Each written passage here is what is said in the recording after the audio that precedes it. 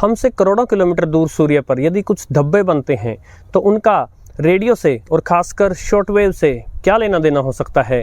Solar cycle जिसको बोलते हैं वो क्या है, और सूर्य का सीधा सीधा रेडियो के ट्रांसमिशन, जो रेडियो की वेव्स हैं उनके चलने का सीधा सीधा क्या लेना देना हो सकता है, आइए जांचते हैं आज के वीडियो में साथियों।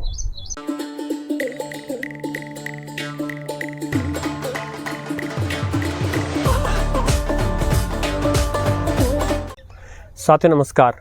आज का वीडियो शुरू करने से पहले मैं दो महत्वपूर्ण बातें बता देता हूं चैनल के बारे में। पहला, अब तक मैंने चैनल पर किसी भी रेडियो का कोई लिंक नहीं दिया था, लेकिन इतने सारे कमेंट्स आते हैं, अनेक लोग आकर कहते हैं कि पता नहीं चलता कि आप जिस रेडियो की बात कर रहे हैं वो कौन सा है। तो मैं अब आगे से प्रयास करूंगा, जो पीछे रिव्यू वीडियो आ चुके हैं उन पर भी और जो आगे रिव्यू वीडियो आएंगे उन पर भी कमेंट सेक्शन में पिन कर दूंगा कमेंट, जिसमें अमेजोन या फ्लिपकार्ट या अगर भारत से बाहर जैसे कि मान लीजिए टेक्सन की एनएनको वेबसाइट हो गई हांगकांग में, इस प्रकार यदि किसी वेबसाइट का मुझे पता होगा जिन पर वो मिलते हैं तो उनके लिंक्स जो है वो डिस्क्रिप्शन में दे दूंगा साथियों। दूसरी घोषणा ये कि हमारे वीडियो अपलोड होने का समय जो है वो हम प्रातः 5:30 रखकर चलते रहे हैं एक लंबे समय तक, और अब जो है मैं उसको बदल के दोपहर 2 बजे करने जा रहा हूँ, यदि सब कुछ सही रहा तो।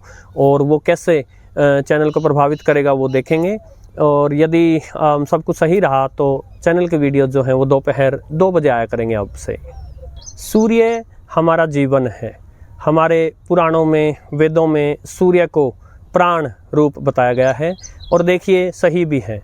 हमारे प्राण बचे हुए हैं ऑक्सीजन गैस के कारण। ऑक्सीजन को पौधे बनाते हैं और पौधे ऑक्सीजन को तब बनाते हैं जब वो अपना भोजन बनाते हैं, और अपना भोजन बनाने के लिए पौधों को सूर्य का प्रकाश चाहिए, यानी सूर्य सीधे सीधे प्राण रूप में हमारे अंदर स्थित हैं।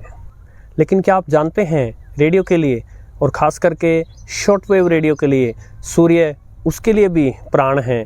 कैसे? जिन 3 फेमस बैंड्स को हम जानते हैं, FM उसकी वेव्स ट्रांसमीटर से सीधे रेडियो तक आ सकती हैं। मीडियम वेव या जो पहले लॉन्ग वेव भी था, वो वेव्स जो हैं वो पृथ्वी के सहारे चलती हुई आ सकती हैं। किंतु शॉर्ट वेव्स जो हैं वो आकाश में आयनोस्फीयर से टकराकर, रिफ्लेक्ट होकर, और टेक्निकली अगर सही बोलें तो रिफ्रैक्ट होकर जो है आती हैं। यानी शॉर्ट वेव्स को चलने के लिए आकाश में आयनोस्फीयर का होना ज़रूरी है। अब ये कहानी लंबी है, कुछ खास वीडियोस के लिंक मैं डिस्क्रिप्शन में दे दूंगा, जिनमें मैंने इस कहानी को बड़े अच्छे से एक्सप्लेन किया हुआ है, जितना मैं जानता हूं उस हिसाब से। किंतु अभी केवल मोटे मोटे शब्दों में बता देता हूं आपको। हम बार बार आयंस का जिक्र करेंगे, उनकी चर्चा करेंगे इस वीडियो में। तो कोई भी पदार्थ हो वो छोटे छोटे कणों से मिलकर बना है। सबसे छोटे कण जो है वो एटम होते हैं, परमाणु होते हैं, और हर परमाणु में इलेक्ट्रॉन, प्रोटॉन और न्यूट्रॉन है।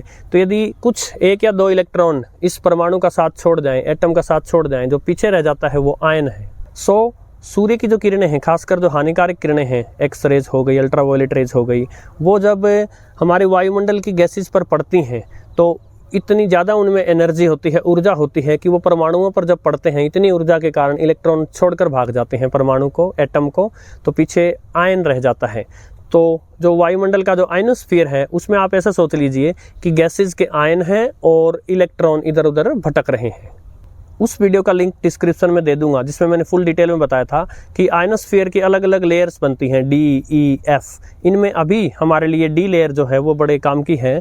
सो ये जो D लेयर होती है, इसमें जो आयंस और इलेक्ट्रॉन मौजूद हैं, जब शॉर्ट वेव्स चलती हैं, हम दिन की बात कर रहे हैं, जो डी लेयर है ये दिन में बनती है, तो जब शॉर्ट वेव्स चलती हैं तो जो बड़े मीटर बैंड हैं शॉर्ट वेव के, आप ऐसा मान लीजिए 31 से जो बड़े मीटर रहेगा 41, 49 वगैरह वो, या फिर उससे और बड़े बैंड हैं, यानी आप आ जाइए मीडियम वेव पर, इन सब वेव्स की एनर्जी को लेकर और वो इलेक्ट्रॉन्स जो है वो वापस कंबाइन हो जाते हैं अपने आयन से और फिर से एटम बन जाता है। तो इस चक्कर में जो वेव्स हैं जो हमने भेजी थी वो मर गई।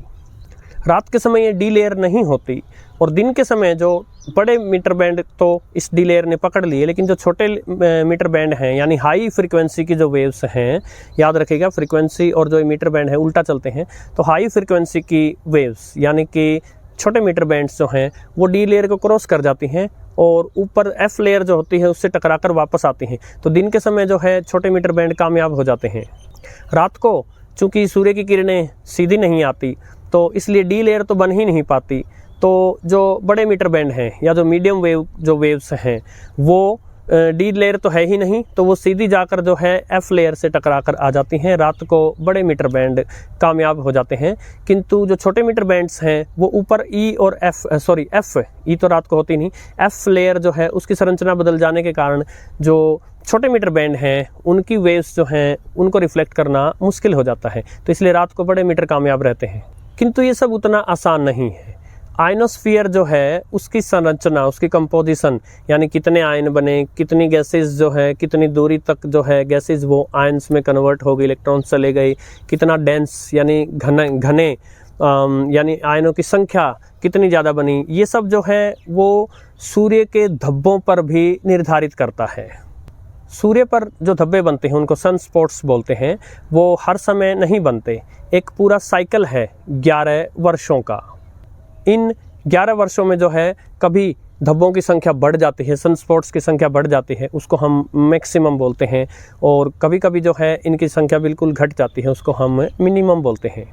अब यहाँ आप ये लगा लीजिए कि सूर्य भी गैसेस का एक गोला है, मुख्यतः हाइड्रोजन गैस, और हाइड्रोजन गैस कुछ नहीं होती। हाइड्रोजन के जो परमाणु होते हैं उनमें एक प्रोटॉन और एक इलेक्ट्रॉन होता है, और सूर्य पर इतनी अधिक गर्मी है और इतने विस्फोट हो रहे हैं कि इलेक्ट्रॉन जो है इस प्रोटॉन का साथ छोड़कर भाग जाता है। तो प्रोटॉन इलेक्ट्रॉन वगैरह जो हैं वो सूर्य पर घूम रहे हैं, इधर उधर भटक रहे हैं। मैंने एक वीडियो बनाया था, करंट कभी चलता नहीं है, चार्ज चलता है। जी हाँ, जो ये चार्ज है, प्रोटॉन इलेक्ट्रॉन जब चलते हैं तो करंट बनता है, और जहाँ कहीं भी करंट, जिस भी तार में करंट हो, वो मैग्नेटिक फील्ड यानी अपने आसपास चुंबकत्व को पैदा करती है। तो सूर्य पर जो ये घूमता हुआ चार्ज है ये स्ट्रॉन्ग मैग्नेटिक फील्ड्स बनाता है। सूर्य का एक सिरा उत्तरी ध्रुव और दूसरा सिरा जो है वो दक्षिणी ध्रुव का काम करता है, और हर 11 वर्ष में पलट जाते हैं। उत्तरी ध्रुव बन जाता है दक्षिणी और दक्षिणी ध्रुव बन जाता है उत्तरी। तो इस प्रकार जो ये 11 वर्ष का साइकिल है, इसमें बीच में कहीं जो है वो मैक्सिमम बनता है, यानी सूर्य के धब्बे हैं वो ज़्यादा हो जाते हैं, और इसके शुरुआत में और अंत में जो है सूर्य के धब्बे जो है वो मिनिमम रहते हैं। ये चीज़ रिपीट होती रहती है लगातार। अब प्राय ये माना जाता है जहाँ बहुत स्ट्रॉन्ग मैग्नेटिक फील्ड बन जाता है किन्हीं कारणों से सूर्य पर, वहाँ जो है तापमान थोड़ा सा कम हो जाता है, और तापमान कम होने की वजह से जो है उन हिस्सों की, जो सूर्य के वो हिस्से हैं, उनकी चमक भी कम हो जाती है, और उसके आसपास का जो सूर्य है वो ज़्यादा चमक रहा होता है, तो इसलिए हमें वो काले धब्बे के रूप में नज़र आते हैं। मैक्सिमम जब धब्बे बनते हैं तो प्राय 80 से 100 या कभी कभी इससे ज़्यादा बढ़ सकते हैं, और मिनिमम जब बनते हैं तो 10-15 या कभी कभी 0 पर भी आ सकते हैं। तो दो मुख्य बातें, वैसे ये सब इतना जटिल है। रहमान साहब ने एक गीत बनाया था, ये रिश्ता क्या कहलाता है, ये रिश्ता क्या कहलाता है, इसको तो वैज्ञानिक भी आज तक ढूंढ रहे हैं। किंतु मुख्यतः जो सन स्पॉट्स बन रहे हैं उनके कारण दो चीज़ें हो सकती हैं। पहला, सोलर फ्लेयर। सोलर फ्लेयर का अर्थ ये है कि इन धब्बों के बनने के कारण अचानक जो है बहुत स्ट्रॉन्ग मैग्नेटिक जो फील्ड है वो प्रोपेगेशन चली जाए, उसकी वजह से जो है जो अर्थ पर, जो हमारी पृथ्वी पर जो आयनोस्फीयर है वो प्रभावित हो जाती है। और ये किस प्रकार से प्रभावित हो सकती है, अगर स्ट्रॉन्ग मैग्नेटिक फील्ड चला आए तो बहुत नेगेटिवली प्रभावित हो सकती है, और इस प्रकार से आयनाइजेशन हो सकती है कि जितने भी शॉर्ट वेव्स हम छोड़ें उन सब को ये जो आयनोस्फीयर है हमारा वो खा जाए, रिफ्लेक्शन हो ही नहीं, वो उनको एब्जॉर्ब कर ले, सोख ले। ऐसा होने पर पृथ्वी पर शॉर्टवेव की सेवाएं बाधित हो जाती हैं। किंतु हमेशा ऐसा नहीं होता। जब सन स्पॉट्स बढ़ते हैं तो यूजुअली जो है शॉर्टवेव की खास फ्रिक्वेंसीज की प्रोपेगेशन जो है वो अच्छी हो जाती है। जो छोटे मीटर बैंड हैं यानी कि हाई फ्रिक्वेंसीज जो हैं उनकी प्रोपेगेशन बेटर हो जाती है। कम पावर के ट्रांसमीटर भी यदि हाई फ्रिक्वेंसी ट्रांसमिट कर रहे हैं यानी छोटे मीटर बैंड्स पर चल रहे हैं तो दूर दूर तक सुनते हैं।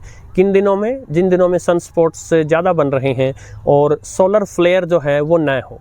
सोलर फ्लेयर यानी अचानक से मैग्नेटिक फील्ड का आ जाना, उसकी वजह से जो है वो डी लेयर बढ़ जाती है, और डी लेयर आपको पता ही है वो शॉर्ट वेव्स को खा जाती है। इस 11 वर्ष के साइकिल में जब मिनिमम यानी कि सन स्पॉट्स बहुत कम बन रहे हों तो उस समय उल्टा हो जाता है। जो लोअर फ्रिक्वेंसीज हैं यानी बड़े मीटर बैंड्स जो हैं उनकी प्रोपेगेशन अच्छी हो जाती है। उनके कम पावर के ट्रांसमीटर भी जो है वो दूर तक अपना सिग्नल पहुंचा पाते हैं। लेकिन जो छोटे बैंड हैं यानी हायर फ्रिक्वेंसीज हैं उनका जो प्रसारण है वो बाधित हो जाता है। तो इस प्रकार ये बहुत ही जटिल रिश्ता नाता है। उसी चीज़ से जो शॉर्टवेव की ट्रांसमिशन है वो कुछ घंटों के लिए बहुत ख़राब भी हो सकती है, बाधित भी हो सकती है और उसके बाद एकदम निखर के भी आ सकती है। तो हमारा आयनोस्फीयर, उसकी संरचना बहुत सारी चीज़ों पर, बातों पर निर्भर करती है, जिनमें सबसे अधिक जो है वो सूर्य पर क्या हो रहा है वो एक बड़ा कारक होता है। इस वीडियो की अनेक बातें जो इसमें मैंने बताई वो आपके सर के ऊपर से भी जा सकते हैं, किंतु डिस्क्रिप्शन में मैंने लिंक दिए हैं ऐसे वीडियोस जिसमें मैंने ये DEF लेयर्स बना के दिखाई हैं, डायग्राम से बना के दिखाया है, समझाया है अच्छे से। उनके साथ यदि आप देखते हैं और वापस आकर इस वीडियो को फिर से सुनते हैं तो आपको कहानी समझ आएगी साथियों। आशा है आपको ये वीडियो पसंद आया होगा साथियों। नमस्कार।